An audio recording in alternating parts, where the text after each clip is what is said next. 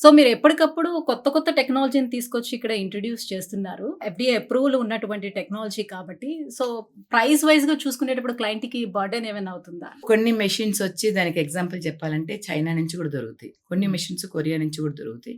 Even ఇండియాలో కూడా చేస్తూ ఉంటారు. అది యూఎస్ ఎఫ్‌డీఏ అప్రూవ్డ్ మెషిన్స్ ఉంటాయి.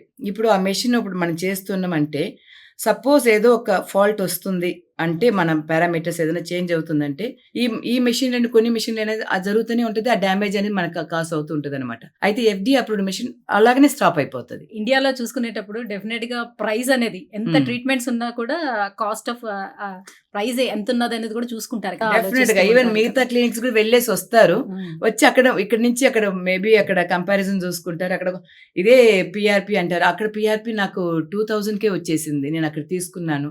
అయితే రిజల్ట్ రాలేదు. పీఆర్‌పీ కిట్టే మనకి 3000, 4000 రూపీస్ పైన పడతది. సెంట్రిఫ్యూజ్ చేయటం. ఇప్పుడు నార్మల్ సెంట్రిఫ్యూజ్ మెషిన్‌లో చేస్తే ఈవెన్ 800 కూడా ఇవ్వచ్చు. ప్రాబ్లమే లేదు. సో, అప్పుడు అక్కడికి వెళ్లి రిజల్ట్ రాకుండా ఉండేటప్పుడు అప్పుడు నార్మల్‌గా ఒక బ్లడ్‌నొచ్చి విత్‌డ్రా చేసి మళ్ళీ ఇంజెక్ట్ చేసినట్టే అది. దాంట్లో రిజల్ట్స్ రాదన్నమాట. హ్మ్. మన దీంట్లో అలా కాదు. సెంట్రిఫ్యూజ్ చేసి ప్లేట్‌లెట్స్ సెగ్రిగేట్ చేసి ఆ ప్లేట్‌లెట్స్ వచ్చి మనం ఇంజెక్ట్ చేస్తున్నాం.